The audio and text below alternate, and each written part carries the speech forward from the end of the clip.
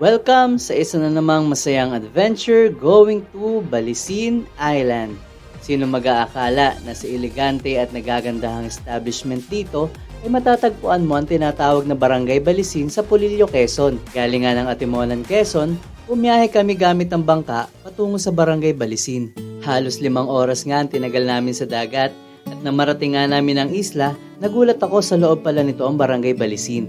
Pagkatapos nga namin kumain ay nag-ikot-ikot na agad ako sa barangay at dito nakita ko ang simpleng pamumuhay ng mga tao malayong malayo sa toxic ng syudad. Dito may playground at tambayan para sa mga bata at kabataan. May basketball court na tinatawag nilang plaza. May bilyaran, mga magkakatabing tindahan at syempre hindi matatawag na barangay kung walang barangay hall. Nagulat nga ako na meron din pala silang eskwelahan dito.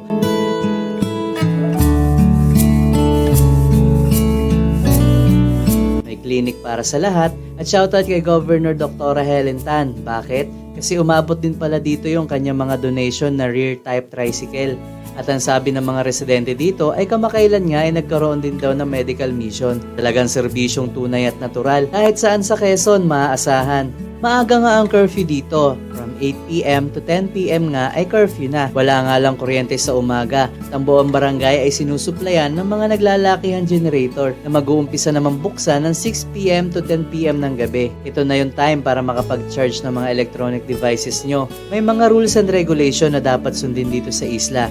Isa lang dito ang hindi ka pwede makapasok kung wala kang permit na nire-request naman ng iyong immediate relatives na dapat aprobado ng barangay at management. At kung wala ka namang kamag-anak pero gusto mong pumunta sa isla, kailangan mong mag-book para sa inyong accommodation. Dagdag pa dito na dapat naka-bike or barangay service ka paglalabas ng baryo. Naikot at nasaksihan ko nga ang ganda ng isla na to. Dito, namomonitor nila lahat ang papasok at lalabas ng isla. Ganon din naman ang mga nangingisda. Kilala nila kung sino ang dayo sa lihiti mo. At nang sumunod na araw nga, nakita ko rin kung saan nila dinadala ang kanilang mahal sa buhay na pumanaw. Nagsasama-sama nga mga taga rito pag meron silang ililibing.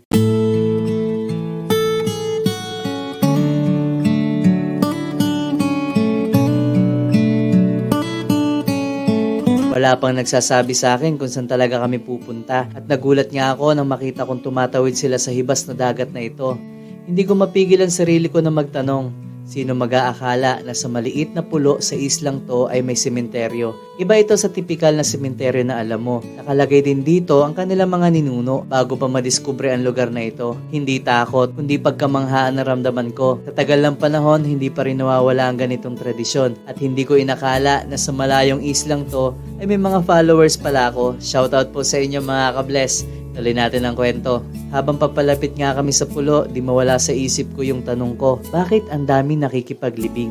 Siguro mabuting tao ito. Na makarating nga kami sa loob ng pulo, dito naunawaan ko na ito na rin pala ang oras ng pagbisita ng mga taga-baryo sa mahal nila sa buhay na yumao. Kanya-kanyang linis, tirik ng kandila, dasal, paggunita at pagsariwa sa kanilang mga nagawa. Wala ditong sepulturero, ang meron dito ay karpintero na magtutulong-tulong sa paggawa ng nicho.